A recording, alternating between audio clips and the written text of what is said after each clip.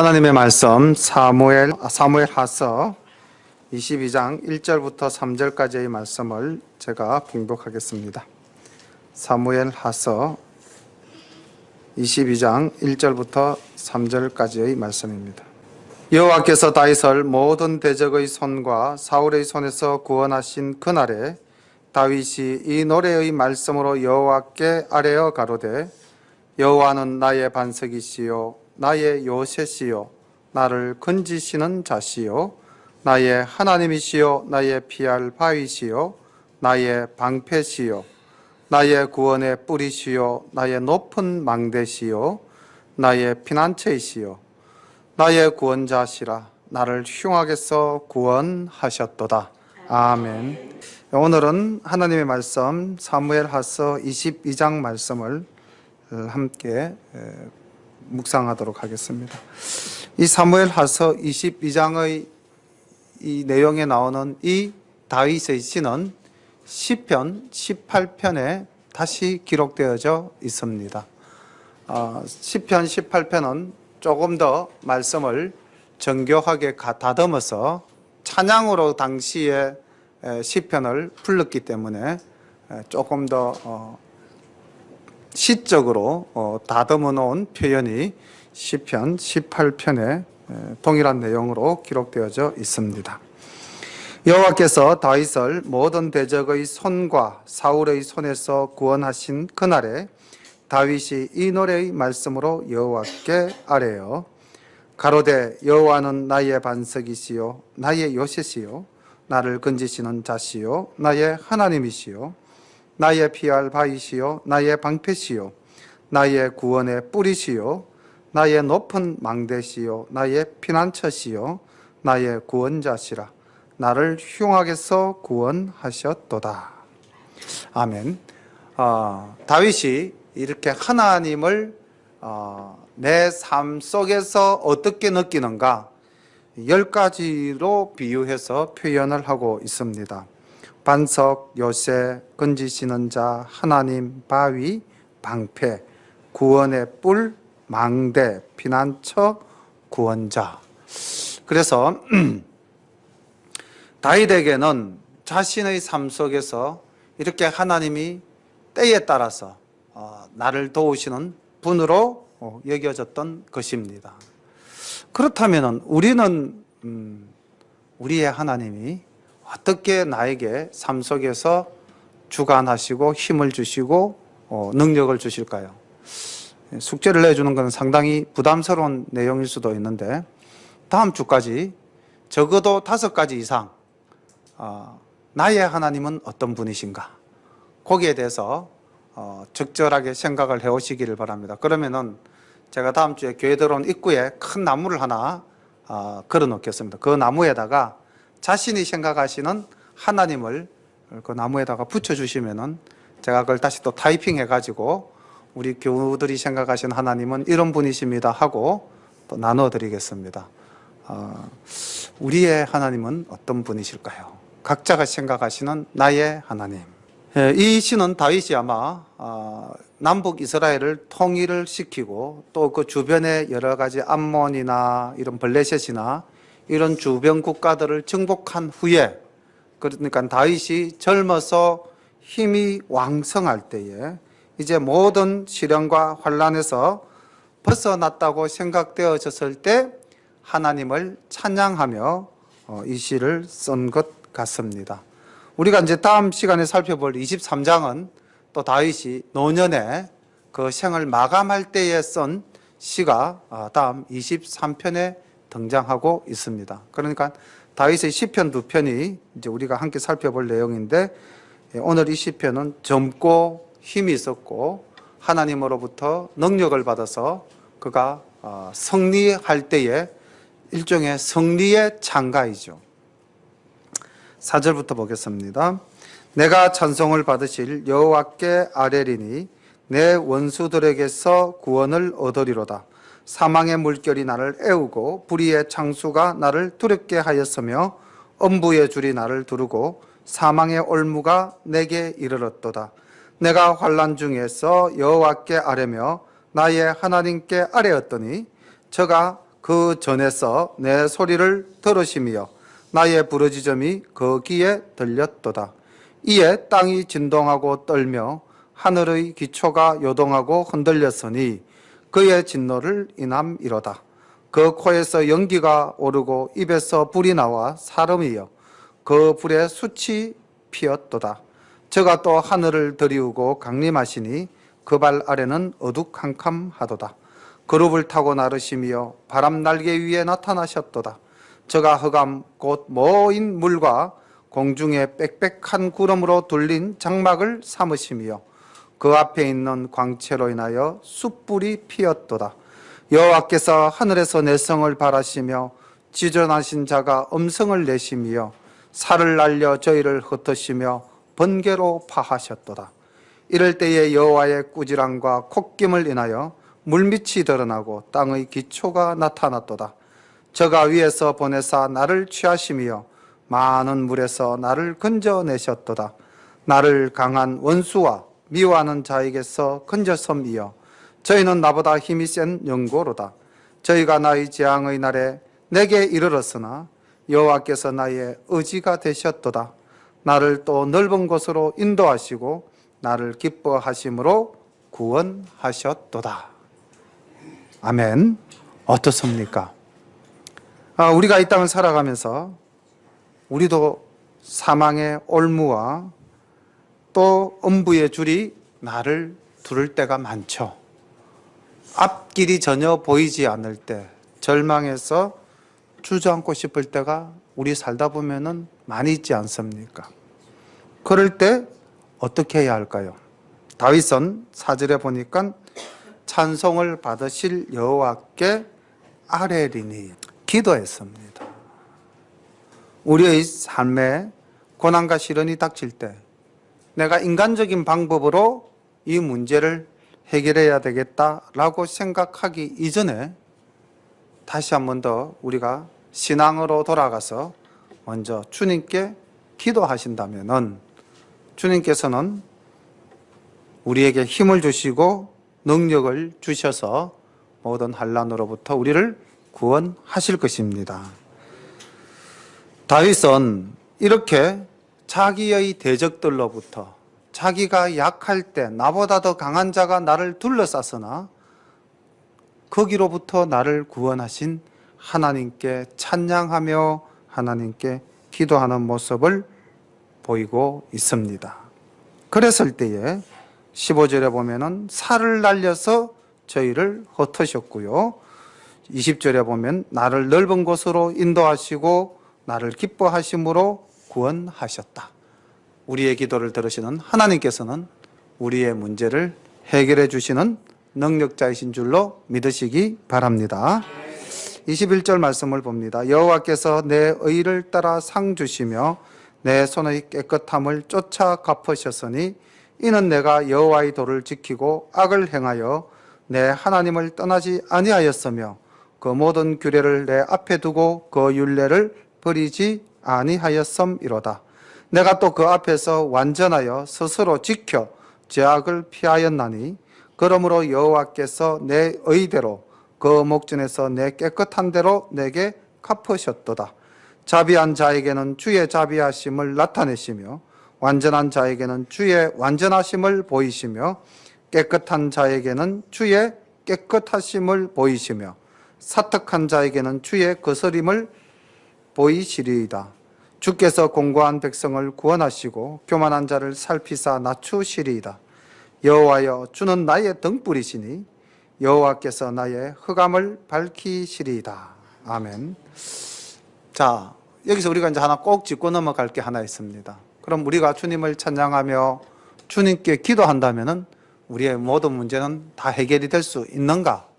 자, 주님께 찬양하고 기도하기 전에 먼저 내 자신을 한번 돌아봐야 되겠습니다. 다윗은 자신의 신앙을 고백하고 있죠. 그러니까 하나님께서 왜 이렇게 나에게 한량없는 은혜를 베푸셨는가? 그 은혜 베푸심을 돌아보니까 자신의 삶이 어떠했다? 하나님의 말씀이 굳게 서 있었다는 겁니다. 그러니까 아마 이 시를 창작할 때는 제가 볼 때 바세바 사건이 있기 이전입니다.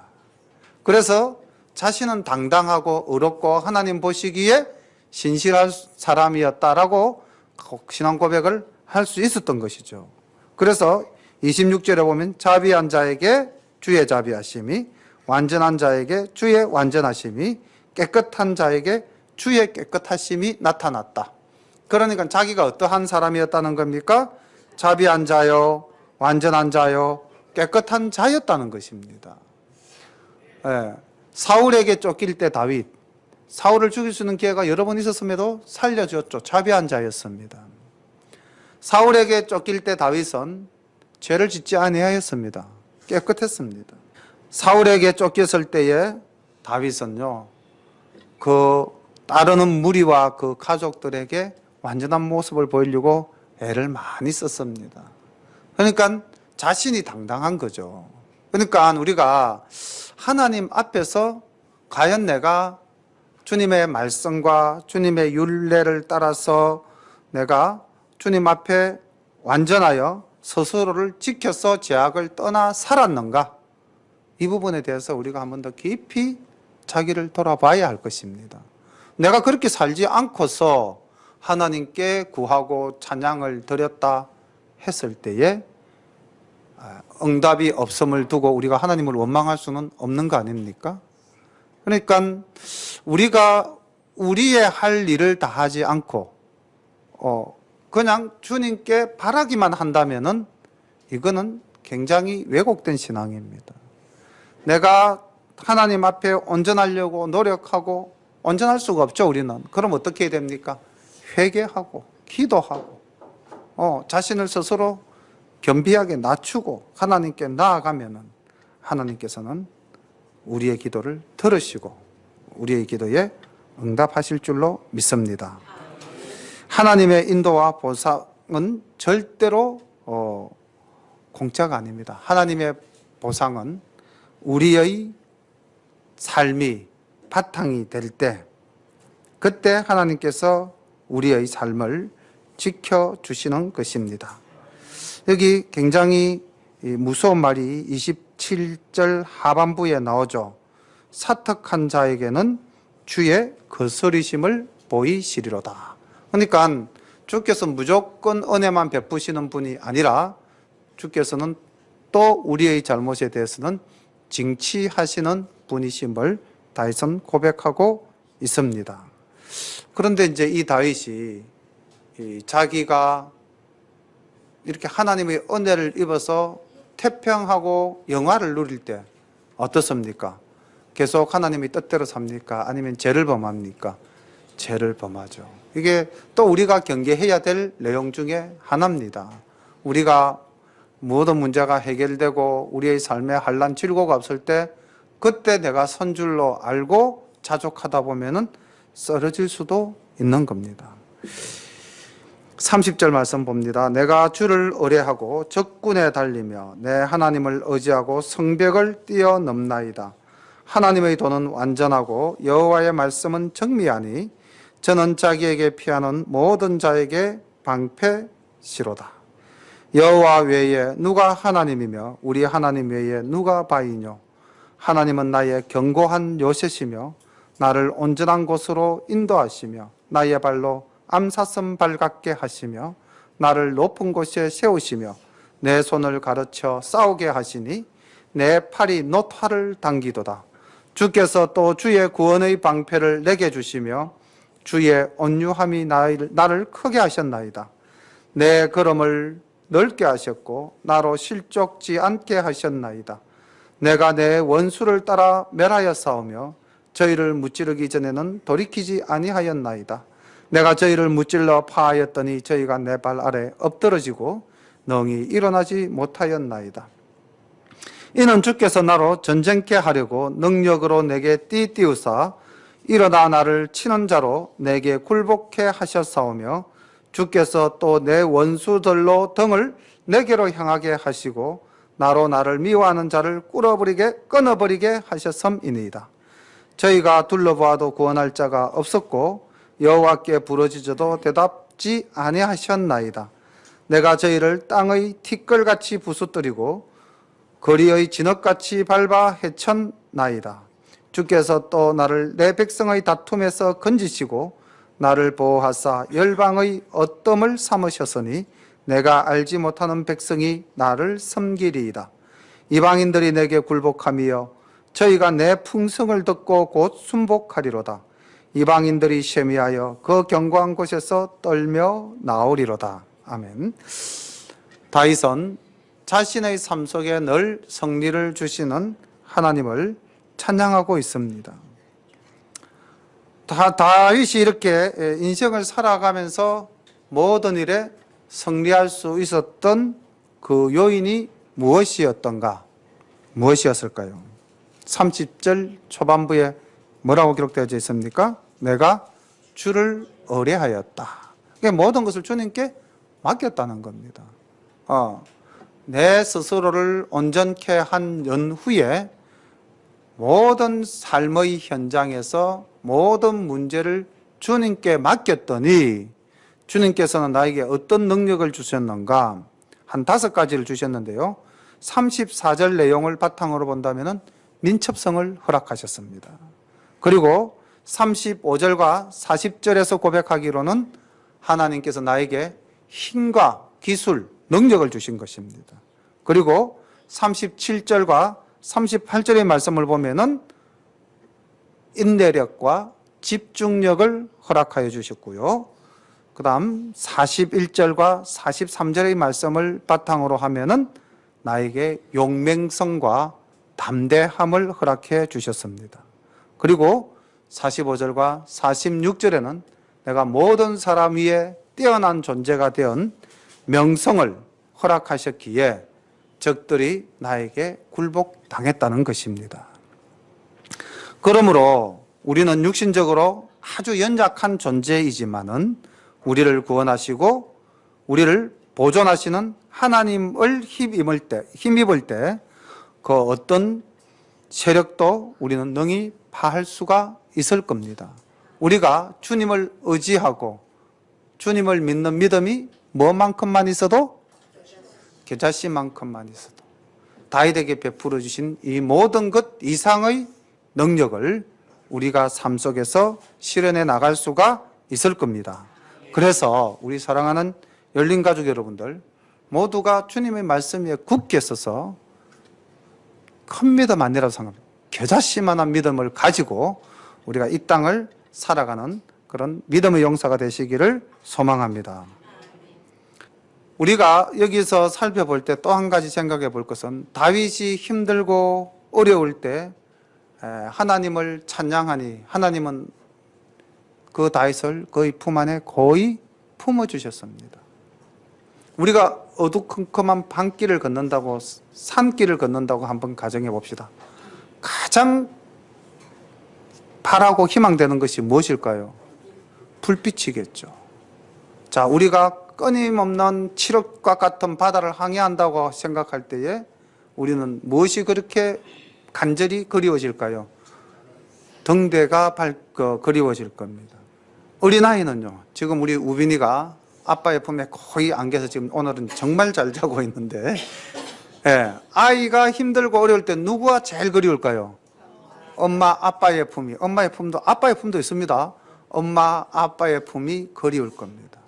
우리 올 준하가 열이 나고 좀 많이 아픈데 아마 엄마의 따뜻한 손길이 많이 그립겠죠. 이와 같이 오늘날도 영적 전투를 세상에서 벌리며 힘들게 살아가는 우리들 아닙니까? 우리를 품어주실 분은 누구시죠? 하나님이십니다. 그래서 다윗은 이렇게 고백했었죠. 우리가 먼저 읽었던 내용 29절에 보면 여호와여 주는 나의 등불이십니다 라고 이야기하고 있습니다. 그리고 또 31절에 보면은 여호와여 주는 나의 모든 적으로부터 나를 피하게 하실 방패시라고 찬양하고 있고요. 32절에 보면은 여호와는 나를 품어주실 견고한 요새고 흔들리지 않는 반석이라고 고백하고 있습니다.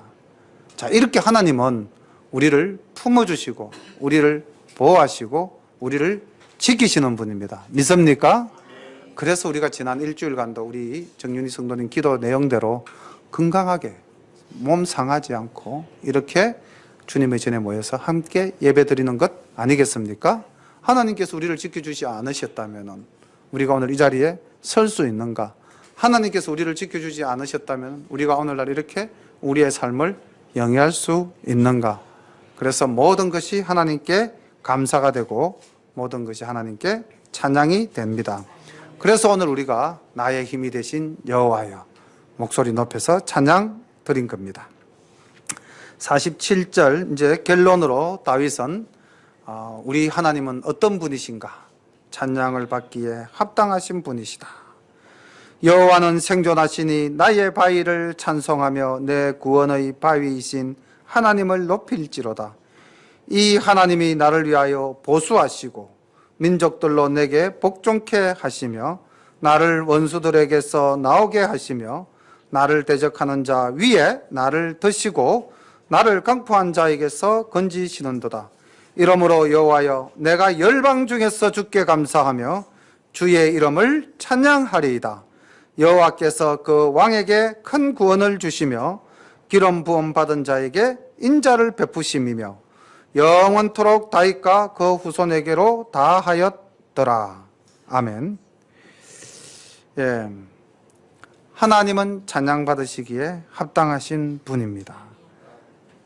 근데 여기서 오늘 다윗은 놀라운 고백을 또 하나 하고 있는 것이 하나님의 이 은혜는 지나온 나의 삶 속에서 과거 내 삶을 지켜주셨죠. 그것에 대한 찬양일 뿐만 아니라 51절에 보면은 여호와께서 그 왕에게 큰 구원을 주시며 기름 부음 받은 자에게 인자를 베푸심이요. 그 다음 말이 동그라미 한번 쳐보시기 바랍니다. 영원토록 누구에게? 다윗과 그 후손에게로 다 하였더라. 그러니까 하나님이 주시는 복은 내 대에서 끝나는 것이 아니라는 것입니다. 하나님이 주시는 복은 내 후손에게 영원히. 그래서 우리가 지금 이렇게 자녀들과 함께 예배를 드리는 이런 가족분들도 계시는데 내 자녀가 하나님을 잘 섬기며 하나님 앞에서 의로 바르게 클 때에 내가 받은 복 이상의 복을 누가 받는다? 내 자녀들이 받는다는 것입니다. 저는 그것을 믿습니다. 제 삶 속에서 제가 그걸 체험하고 있거든요.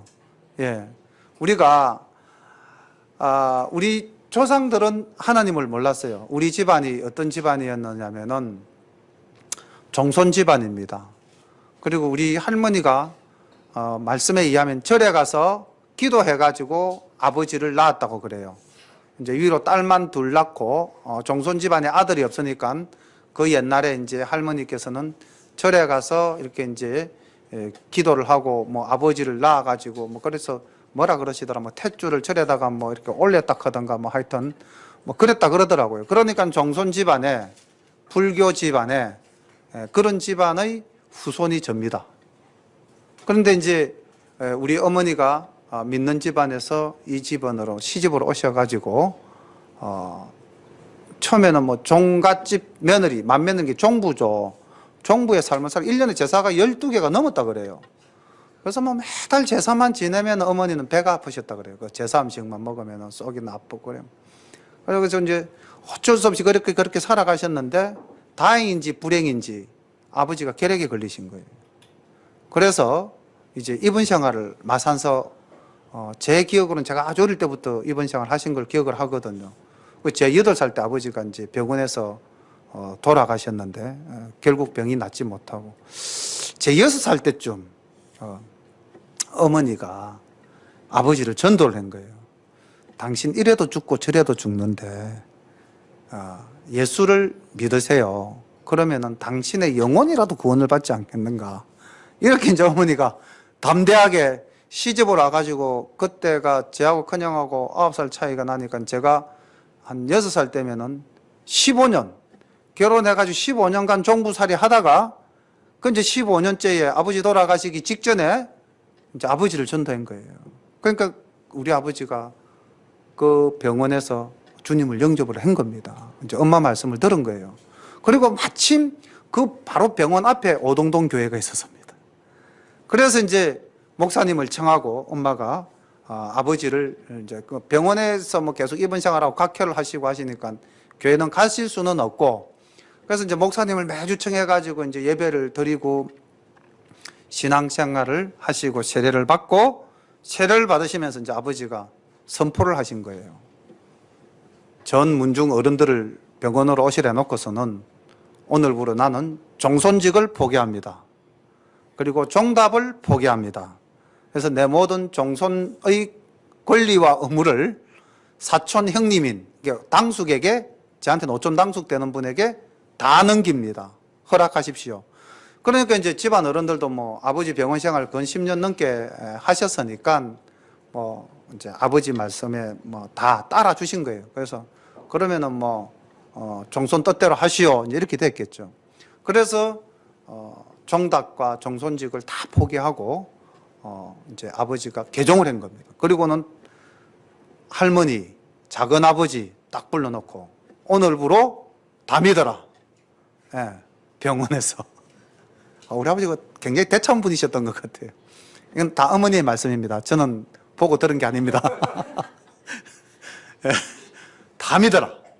그러니까 그날부로 전가족 개종입니다. 그래서 저는 이제 그때부터 교회를 다닌 거예요. 제가 한 6살 때쯤부터. 예, 할렐루야 하면.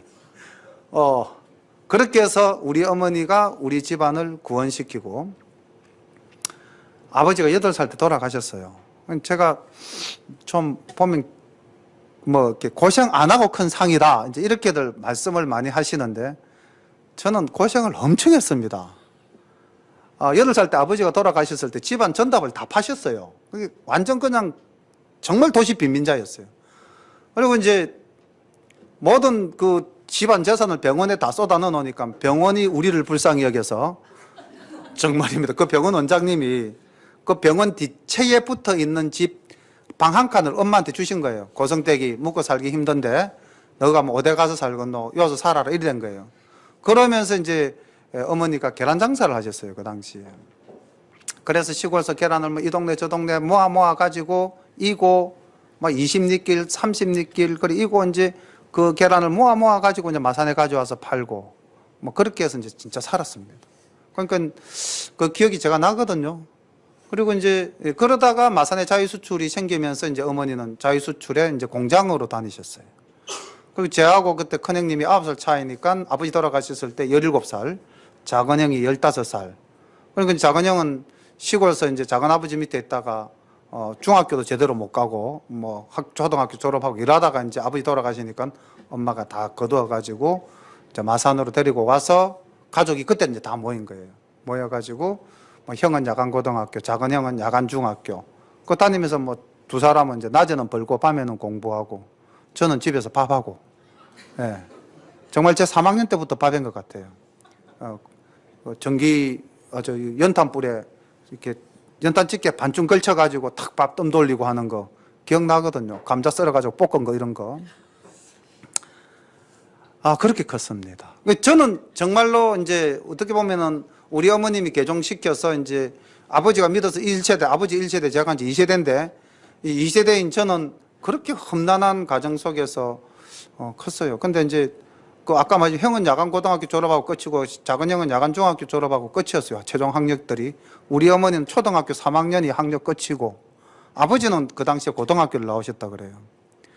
그러니까 제가 고등학교를 갈 때 동네에서 뭐라고 그랬냐면은 이제 교회에서, 동네가 아니고 교회에서 자는 머리가 좋으니까 상고 보내면은 집 밥벌이나 할 거다. 그렇게 이야기를 했어요. 저를 두고. 그래서 제가 뭐 어릴 때 중학교 3학년 때 뭐 세상 뭐를 알겠습니까? 인문계를 가니 실업계를 가니 아무것도 모를 때 그래도 어떻게 형님들이 막내는 공부를 시켜야 된다 뭐 그리 생각을 했는지 상고를 안 보내고 인문계를 보내줬어요. 그래서 제가 이제 인문계 고등학교를 갔습니다. 그리고 이제 인문계 고등학교를 졸업을 하고 경상고등학교를 졸업을 하고 대학을 갈 때는 또 주변에서 뭐라고 그랬느냐, 우리 어머니에게 교회에서 그때 우리 어머니가 한 달에 월급 10만 원 받았어요, 공장에 다니면서. 근데 그때 제 대학 등록금이 54만 원이었습니다. 고대에 딱 입학하니까 등록금이 54만 5천 원. 그러니까 이제 그 당시 대학이 한 50만 원 정도, 사립대학이 50만 원 정도 등록금을 낼 때인데 그리고 교회 장로님 부인이 우리 엄마하고 이제 뭐 어남매 의형제를 맺고 살았는데 그 집에 한 살 바로 위에 누나가 있거든요. 그리고 그 누나가 이제 대학을 갔는데 돈이 이제 대구서 효성여대를 다녔어요, 그 당시에. 그러니까 이제 막 등록금도 들어가야 되지, 하숙비도 들어가야 되지, 돈이 많이 안 들어갔겠습니까? 그래, 엄마 보고, 아이고, 너그 형편에 무슨 아를 대학을 보내노? 네 월급 받아갖고 공부도 못 시키는데. 그랬던 집안의 제가 아들입니다. 그래서 이제 어머니께서 대학을 갈 때는, 뭐 돈이 많이 들어간다는 이야기도 들었고 하니까 어디 밥 얻어 먹을 집이 있는 데를 가라. 하숙도 못 시켜주고 자취도 못 시켜주고 기숙사 있다는 건 생각도 못 했고요, 그 당시에 저는. 그래서 뭐 자취도 안 된다. 니는 뭐 하숙도 안 된다. 어쨌든 막 어디 누구 친척 집에 가서 밥 얻어 먹을 수 있는데 거리로 가라 해가지고. 그래서 이제 친척이 있는 곳이 부산하고 서울이었어요. 그래서 이제 부산대학은 그때 이상하게 가기가 싫었고 저는 원래 경북대학을 가려고 했는데 어쩔 수 없이 이제 서울로 가게 된 겁니다. 밥 얻어 먹을 집이 있는 곳으로. 제가 그리 대학을 갔습니다. 진짜 밥 얻어 먹을 수 있는 집이 있는 곳으로 갔습니다. 그렇게 해서 이제 서울로 가서 이제 친척 집에서 정말 밥을 얻어 먹으면서 그 집에 애를 공부를 시키면서 1년 있다가 그 집이 이제 이사를 가면서 도저히 저를 더 이상 이제 거둬줄 수 없다 해서 이종사촌 누나 집인데 그렇게 해서 이제 후배가 한 명 이제 왔을 때 둘이서 전셋방 170만 원짜리 한 칸 얻어가지고 그래서 이제 자취를 한 겁니다. 그래서 4년간 이제 졸업할 때까지 자취를 했는데 왜 제가 이렇게 참담한 저희 집 역사를 이야기를 하냐면은 믿음의 1세대인 우리 어머니, 아버지 그리고 이제 2세대인 저까지는 굉장히 고통스럽게 살았습니다. 정말 저는 감히 고백하건대 제가 하나님을 안 믿었으면 쟤라는 존재가 어떻게 됐을까 생각해보면 좀 깜깜합니다. 알다시피 제가 뭐 체력도 약하고 힘도 없고 뭐 조금 저한테 발달된 기능이 있다 그러면 머리 돌아가는 거 이거 아마 사기꾼 되지 않았겠습니까? 머리 돌아가는 기능에는 잘 되는 기능이 하나도 없으니까. 없는 집안에서 생각해 보십시오. 아버지도 없죠. 누구 다 형들도 뭐 주간에 공장에 가서 일하고 양안에 학교 가고 엄마도 뭐 아침에 일찍이 7시에 밥에 미고 나서 탁 나가면 밤 10시 돼서 야간까지 근무하고 나오니까 아무도 없는 집에서 제가 살았지 않았습니까? 무슨 짓을 한들 누가 뭘 하겠습니까? 굉장히 곁길로 빠지려면 엄청나게 곁길로 빠질 수밖에 없는 그런 존재 아닙니까? 근데 제가 이렇게 반듯하게 큰 것은 저는 하나님의 은혜라고 생각합니다. 제가 하나님 없었으면 이 자리에 진짜 못 섰을 거예요. 학교 선생 어떻게 했겠습니까? 고려대학교 어떻게 갔겠습니까? 꿈도 못 꿀 이야기죠. 주변 분들이 다 그랬어요. 절마 저 상고 보내면 된다. 상고 갈 뻔했던 애입니다. 저거 무슨 대학을 보내노 너 그 집에서. 대학도 못 갈 뻔했던 사람입니다. 그런데 하나님께서 모든 가정을 제가 인문계 갈 거라고 누가 생각했겠습니까? 하나님께서 인도하셨겠죠. 제가 서울로 대학을 갈 거라고 어떻게 생각을 했겠습니까? 하나님께서 다 인도해 주신 거 아니겠습니까? 제가 제일 힘들었을 때가 대학교 4학년 때입니다. 4학년 딱 올라가는 그 해에 오늘 쓸데없는 제 이야기가 또 많아지는 것 같은데 제 이야기가 아니라 하나님이 저를 지켜주시고 인도해 주신 은혜를 저는 지금 간증을 하는 겁니다. 제가 후배랑 자취를 하는데 아까 말씀드린 170만 원 전셋방 얻어가지고 둘이서 이제 자취를 하는데 전셋방 집 주인이 돈을 먹고 날라버린 겁니다. 캄캄하대요 진짜 그때. 그때 이제 제가 4년 내내 아르바이트 했어요 진짜. 그래서 내가 우리 엄마 사정을 아니까 한 달에 10만 원 받는 분이 무슨 등록금을 저한테 다 대줄 수가 있겠습니까? 그래서 저는 4년 내내 아르바이트 했습니다. 그래서 등록금 20만 원도 만들고 30만 원도 만들고 어떤 때는 등록금을 다 만들기도 하고 집에 엄마한테 손을 잘 안 벌리려고 그랬어요. 그래서 제가 서울 올라가면서 그때 결심했던 게 어떤 결심을 했냐면 나는 절대 엄마 가슴을 아프게 하지 않는 아들이 되겠다. 그 결심 딱 하나 하고 올라가요. 그래서 담배도 술도 물론 신앙과 관계되어진 것이기도 하지만 당구도 기타 등등 아무것도 정말로 젊은 날 젊은이들이 하는 거 아무것도 안 했습니다. 아무것도 안 하고 학교, 공부, 학교, 교회, 집 요 세 개만 딱 했어요. 그게 엄마 마음을 안 아프게 하는 거라고 생각했기 때문에. 그래서 이제 그 집 대신에 이제 아르바이트 밤에 은행에 가서 숙직하면서 은행에서 잠자고 야근 그렇게 이제 4년 내내 알바를 하면서 돈을 벌어서 등록금을 만들고 생활비를 만들고 그렇게 살아갔는데 집주인이 170만 원 먹고 날라버린 거예요. 알고 보니까 이 자기 집도 아니야. 보증금 200만 원에 월 20만 원 주는 사골세라 그래야 됩니까? 그렇게 집을 얻어가지고 그 방을 우리한테 170만 원 받고 세를 준 거예요. 우리 그 대학생 때 뭘 합니까? 아무것도 모르고 그냥 학교 앞에 방을 들어간 거죠. 그 집주인 날아가 버리니까 이제 원래 집주인 나타난 거예요. 밑에 그 강남 현대 아파트 사는 할매더라고요. 그래가지고 압구정동에 그 할매가 올라오셔가지고 그래 너그 사정은 딱하지만은 법은 법이다 할 수 없다. 내가 너그하고 계약한 것도 아니고 이 집은 한 달에 20만 원씩 내한테 세를 주는 집이었으니까 10달간은 이 원금 200만 원에서 세를 깎아가지고 이제 내가 이 집을 주고 그럼 10달 뒤에는 난 이 집을 다시 세를 주겠다 이러시더라고요. 그럼 우리는요? 그러니까 뭐, 너는 그때 되면 나가야지 이러시더라고요. 그게 이제 대학교 3학년 12월 달 일입니다. 그때 등록금도 다 못 만들었어요. 그래가지고 교수님한테 가서 장학금 좀 달라 그러니까 니보다 더 어려운 애들이 많아서 5분에는 안 된다. 장학금도 못 주겠다 그러시더라고요. 그래 그때 저는 힘들어 죽겠는데 교수님이 하신 말씀이 위로의 말씀이라고 하신 말씀이 바꾼 시간이 다 해결해 줄 테니까 걱정하지 말게 이러더라고요.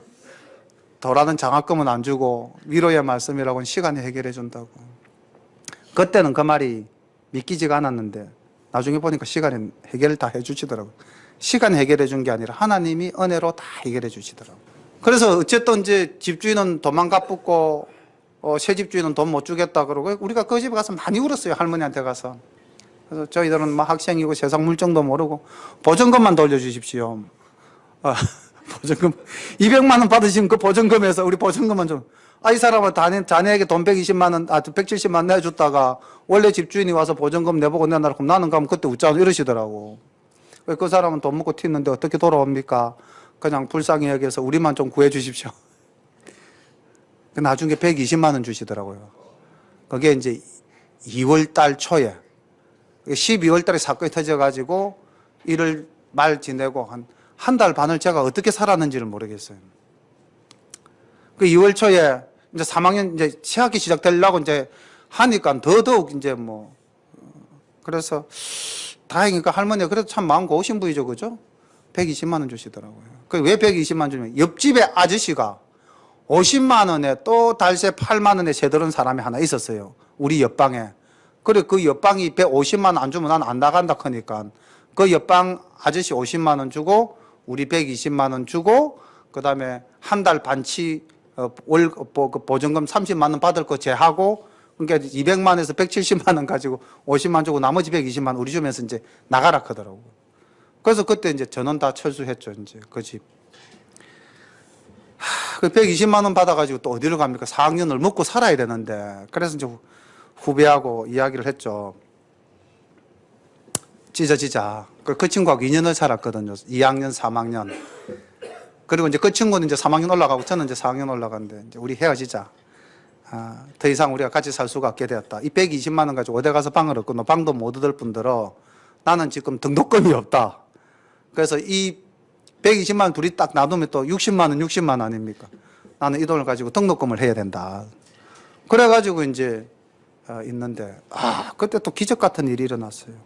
우리 교회 후배, 여자 후배가 자기 동생이 있는데 그 오빠 우리 집에 와서 우리 동생 좀 공부 가르쳐 주지 않을래요? 이러던. 근데 그 엄마 그 아버지는 또 교회도 안 다니는 사람이었어요. 그 중소기업을 하시는 분이었는데. 그래가지고 뭐 얼마나 감사한지. 먹고 자고 한 달 10만 원이래요. 조건이. 대학교 4학년 그래 살았습니다. 그래 그 집에 들어가서 먹고 자고 그 집 가르쳐 주면서 근데 그 집 아가 2% 좀 부족한 애였거든요. 건수인데 시험 나올 거 다 줄 거 주고 공부 다 가르쳐 주면 그 시험을 딱 받아오면 점수가 100점 나와야 되는데 항상 40점, 50점 나오는 거예요. 2% 부족한 애가 돼가지고. 어릴 때 경기를 해가지고 아버지가 이제 공장을 했는데 철공소를 했네. 방 한 칸에 이제 공장 해가지고 뒤에서 이제 애가 막 태어나서 경기를 해가지고 그래가지고 참 하나님 은혜로 그 집에서 졸업했습니다. 2학기 등록금도 이제 해결 다 됐죠. 뭐 먹고 자는 게 해결 다 됐고 제가 그렇게 살았습니다. 그런데 정말로 4년 내내 제가 아르바이트가 안 끊어졌어요. 희한하게 하나 끝나면 딱 또 연결시켜 주시고. 그래서 제가 정말로 엄마한테 큰 빚 안 졌습니다. 웬만하면 제가 자력갱생하려고 그랬어요.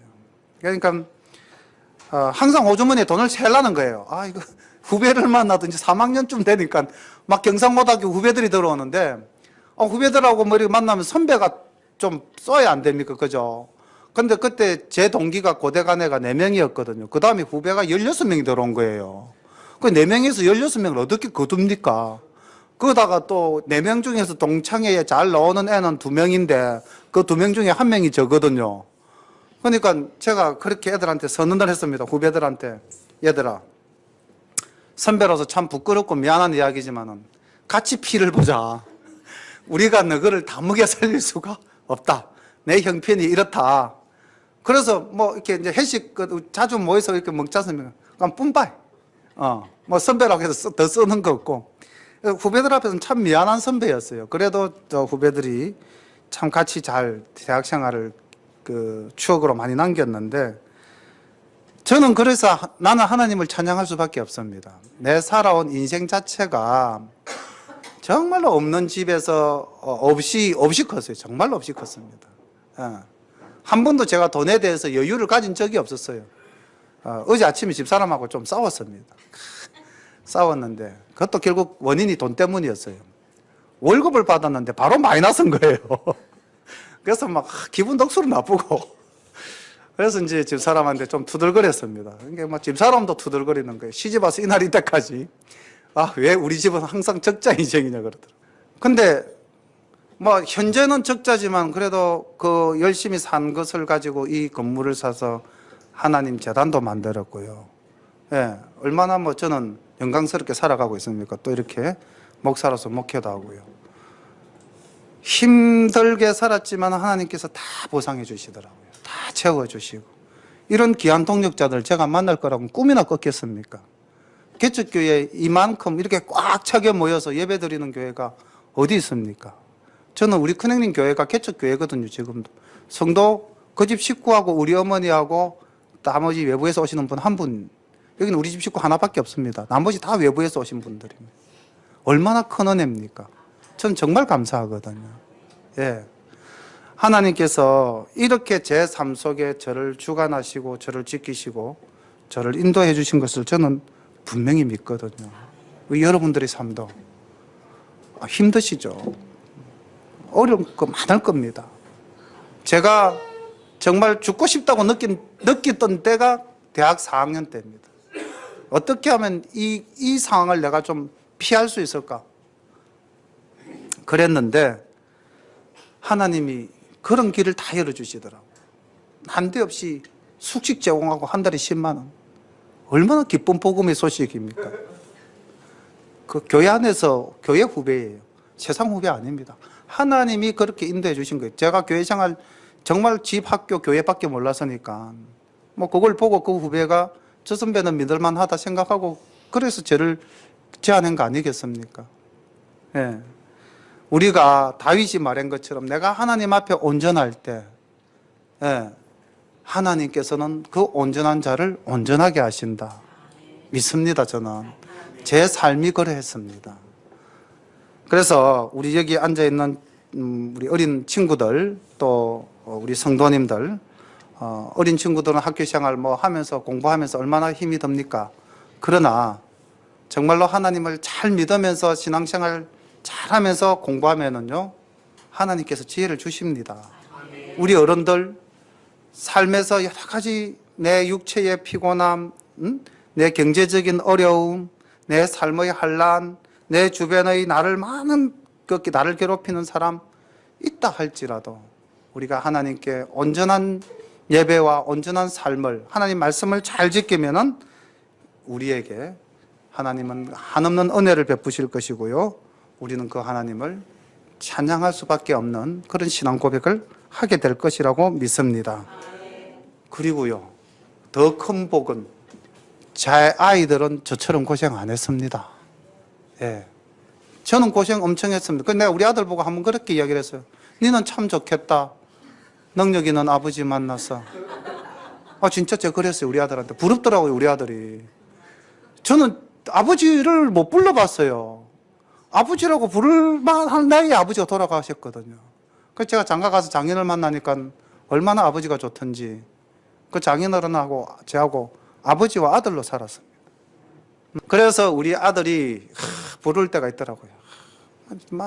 돈 필요하면 내한테 아빠 용돈 크면 내가 또 줘야 되지 않습니까? 제보다는 제 아들 때가 더 잘 살게 되더라고요. 더 윤택하게 되고 더 복을 받더라고요. 제가 신앙생활 잘하니까 복은 또 제 아들 세대에서 또 받는 거예요.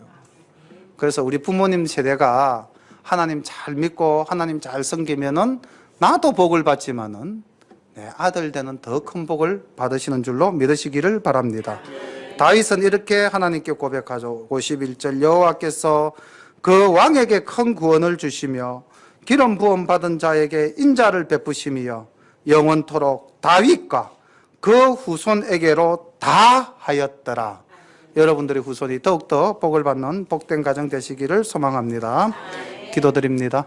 사랑의 아버지 하나님, 한량없는 은혜를 다윗에게 베푸신 우리 아버지 하나님, 제 삶을 돌아보아도 아버지께서 얼마나 저에게 큰 복을 내려주셨는지 아버지를 찬양할 수밖에 없습니다.